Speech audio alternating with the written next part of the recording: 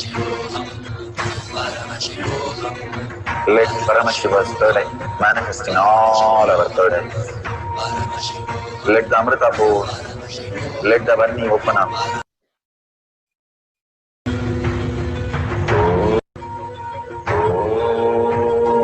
Nithyananda Paramashivoham.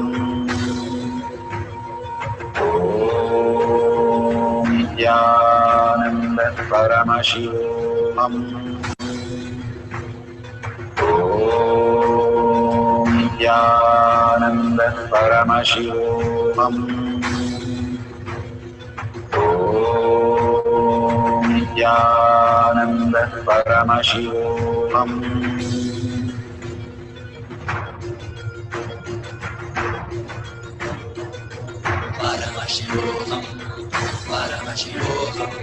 Let Paramashiva's third eye manifest in all our third eyes. Let the Amrita pour, let the Varni open up, manifest in all of us.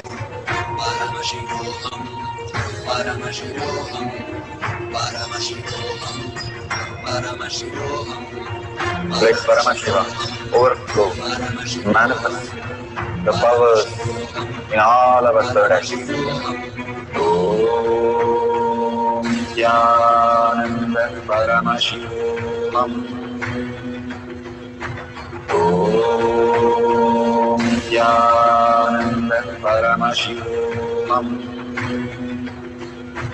Om Nithyananda Paramashivoham. Om Nithyananda Paramashivoham. Om Nithyananda Paramashivoham.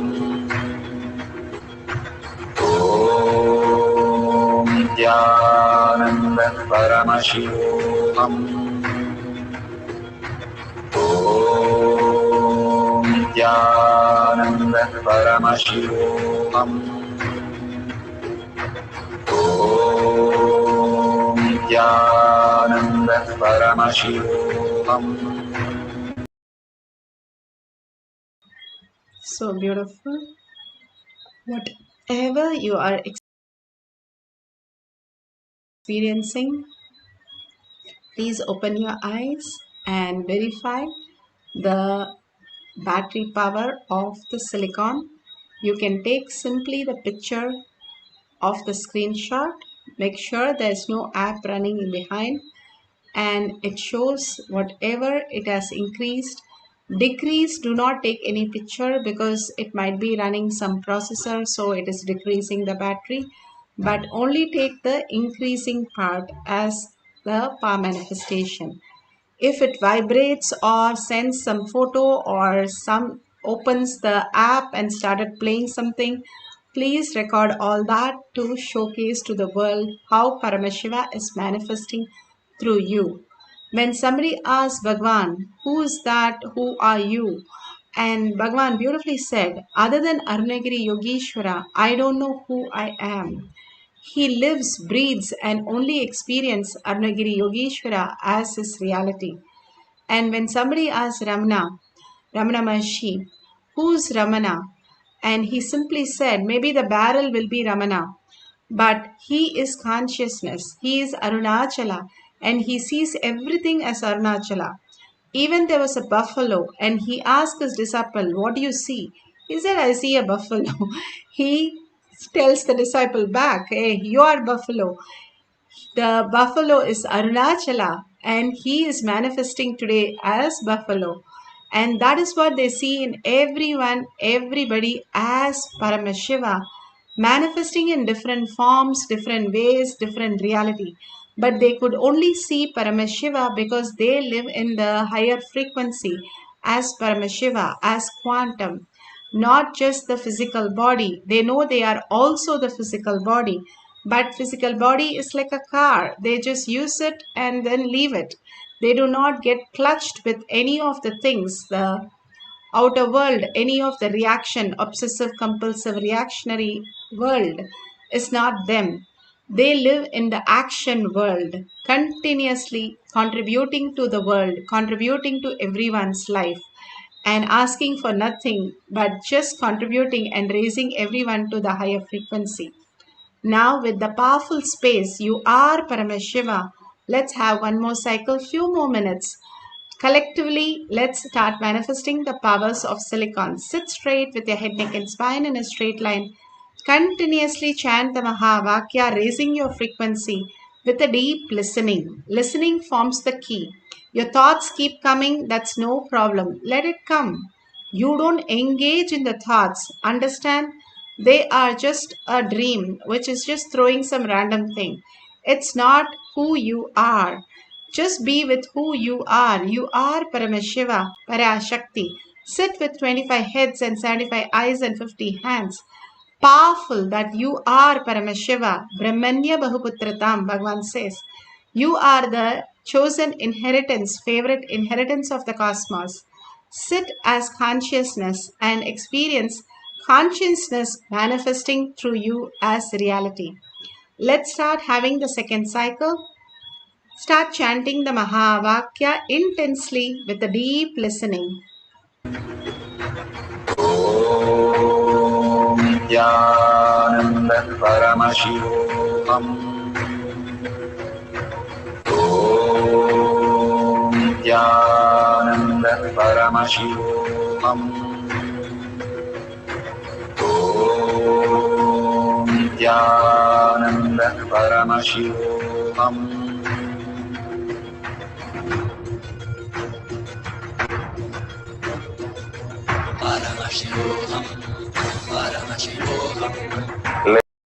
Third eye, manifesting all our third eye. Let the Amrita pour, let the Varni open up, manifest in all of us.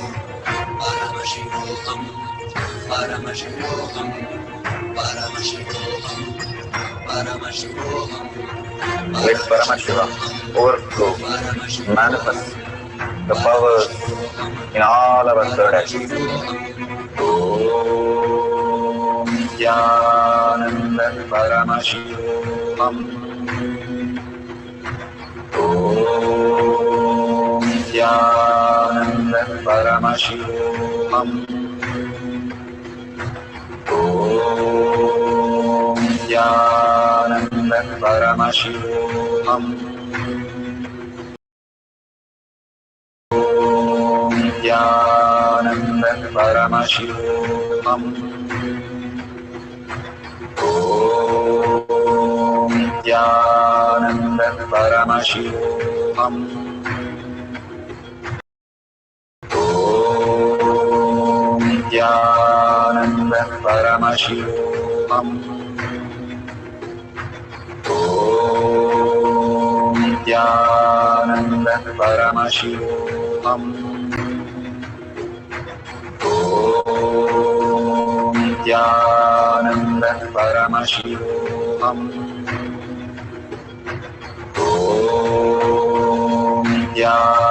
Nithyananda Paramashivam.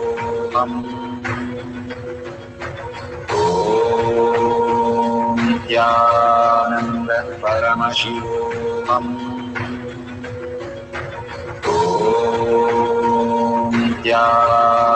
Nithyananda Paramashivam.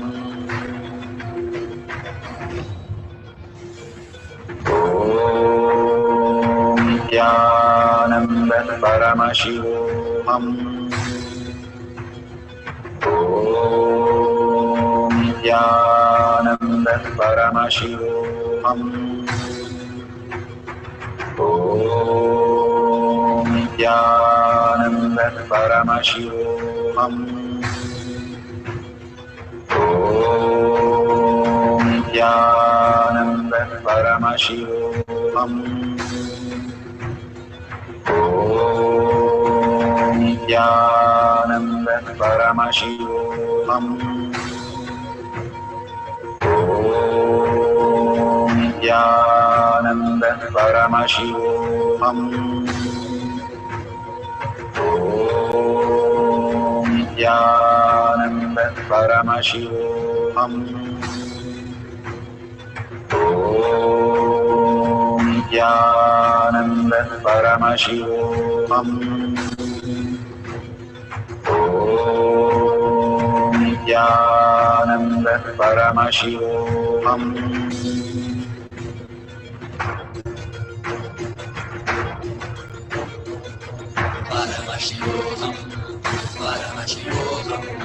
Let Paramashiva's third eye manifest in all our third eyes. Let the Amrita pour, let the Om Nithyananda Paramashivam Om Nithyananda Paramashivam Om Nithyananda Paramashivam Om Nithyananda Paramashivam Om Nithyananda Paramashivam Om Nithyananda Paramashivam Om Nithyananda Paramashivam Om Nithyananda Paramashivam Om Nithyananda Paramashivam Om Nithyananda Paramashivam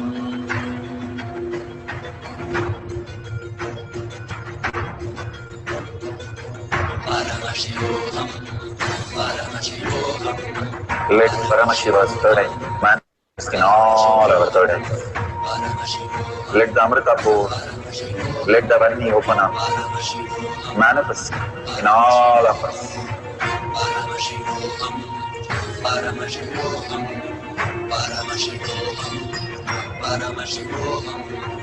Let Paramashiva overflow, manifest the powers in all our third eyes.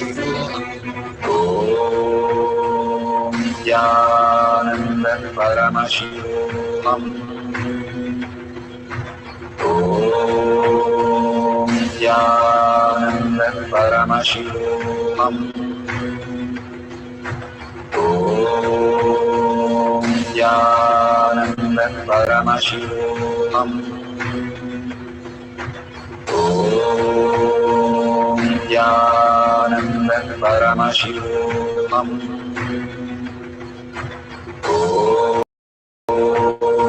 Nithyananda Paramashivam.